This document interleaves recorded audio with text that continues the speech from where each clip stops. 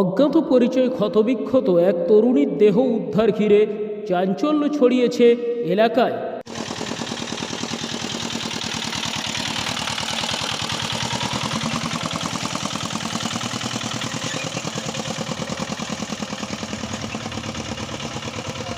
দক্ষিণ চব্বিশ পরগনা জেলার ঢোলাহাট থানার পাতিবুনিয়া এলাকা থেকে অজ্ঞাত পরিচয় ক্ষতবিক্ষত এক তরুণীর দেহ উদ্ধার ঘিরে চাঞ্চল্য এলাকায়।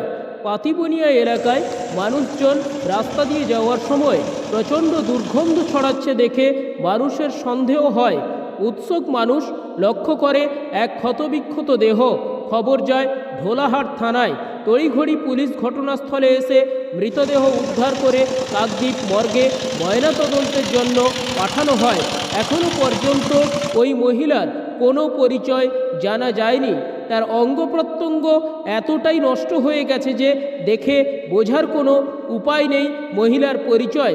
পুলিশ ইতিমধ্যে বিভিন্ন থানায় খোঁজখবর নিয়ে কোনো নিখোঁজ মহিলা আছে কিনা তার তদন্ত শুরু করেছে।